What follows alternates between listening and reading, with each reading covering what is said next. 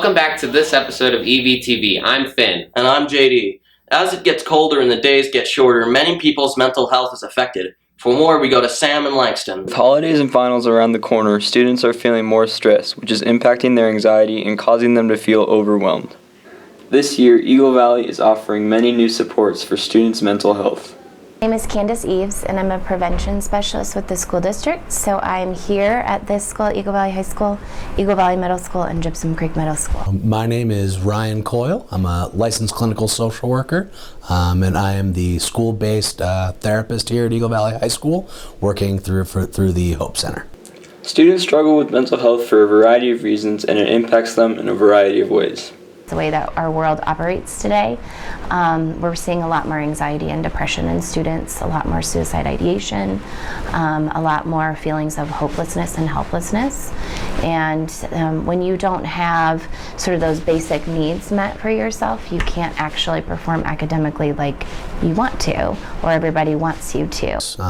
There's a lot that goes on, both inside these walls and outside of school, that really has an impact on students' day-to-day lives that goes beyond just what might be happening in a classroom. If someone's struggling with their mental health, they're kind of in what we call like a survival mode, and they're just kind of worried about kind of getting through the day-to-day activities. So it makes it really hard when you're in a survival mode to get out and thrive.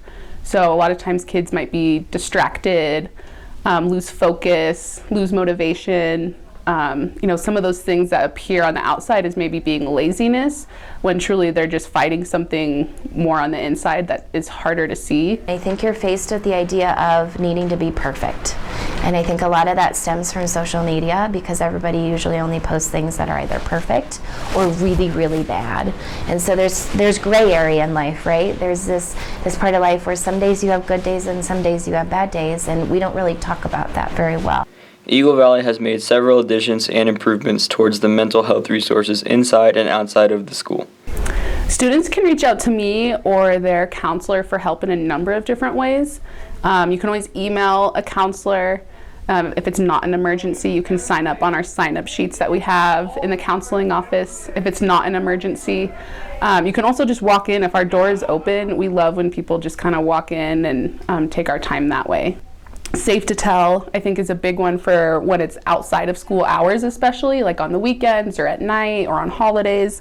So that's a really good place, and it's anonymous. And it's just, if you don't know how to find the words or how to have those awkward conversations, Safe to Tell has been amazing. There's a Colorado crisis line, and that is just, instantly connecting you with someone to talk to right away. And the Hope Center also has a crisis line, which is nice because they're community-based, so, they can talk to you on the phone, but they can also dispatch ambulance, and they can show up at your house and kind of, step in if needed. There's also the Mountain Valley Directory, which can help find therapists and clinicians. Eagle Valley Behavioral Health also just launched a new site, and they can also help, connecting people with different therapists. This time of the year is hard, but now and throughout the year, our community is here to support student mental health. So far in my experience, that's definitely been the case. I have teachers stop by almost daily to check in, see, what they could be doing, what, things could be helpful for students, and, really get the impression that everybody here wants what's best for this community and this school. EVTV reporters traveled all the way to North Pole to learn about the one and only Santa Claus. For more, we go to Bella and Otto. EVTV reporters Bella and Otto went all the way to the North Pole on the search for Santa and his elves. My name is Santa Claus, and I run the North Pole and deliver presents to all the happy kids of the planet. Ho ho ho ho ho ho. Hi, my name is Kaylee Little the Elf, and I make toys. Well, I've been working in the North Pole for thousands of years. I may not look like it, but I've been here for numerous years to deliver the presents. Santa's a very joyful person all around. He always makes you laugh, and when he does make you cry, he usually feels bad and gets you some cool hot cocoa with some candy canes in it. Well, I have to wake up early in the morning and get the elves working on their toys, and I scream at them when they're goofing off and being goofballs, of course. And it takes a lot of hard work, and I have to fly all over the world during the winter time, and ho ho ho ho ho. It's annoying how Santa can be so cheerful all the time, Like, some days you're just having a down day and Santa just is so joyful and you kind of just want to be like, yo, Santa, like, leave me alone. But you can't do that because he's Santa. As we sat down with Santa, we were able to learn more and more about him. Well, I love adventuring around the North Pole and looking at stuff and going on sleigh rides with Miss Claus and making sure the elves are always enjoying their lives too, You always have to think about the other people who make your life so great. I eat lots of cookies and I read books, and my favorite book is Who is Santa?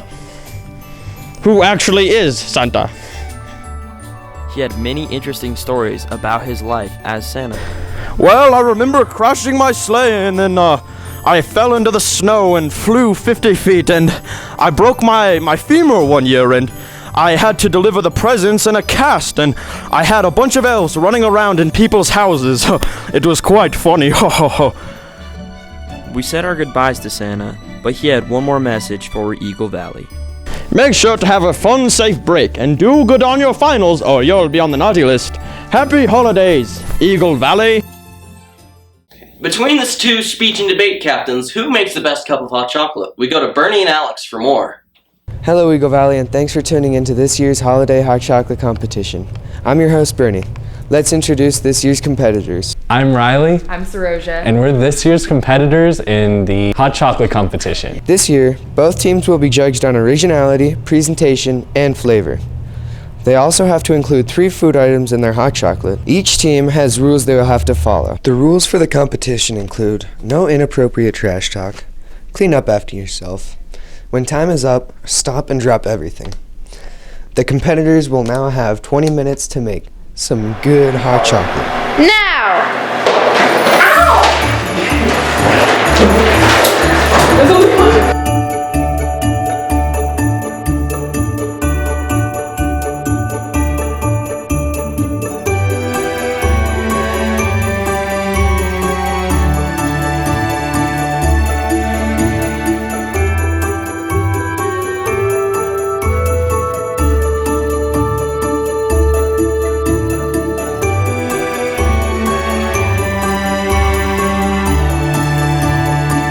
Okay, everybody, we have 10 minutes remaining. That means our time is halfway gone.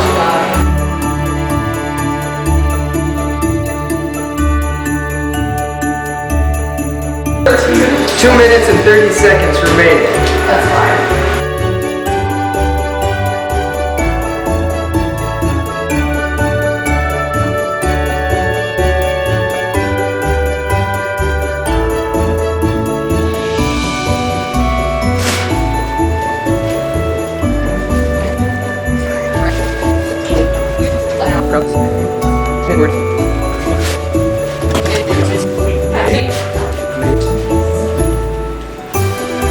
Oh my gosh, the paint's Oh, is it? That's not good. Oh, that's not good.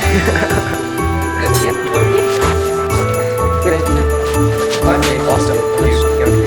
5, 4, 3, 2, 1.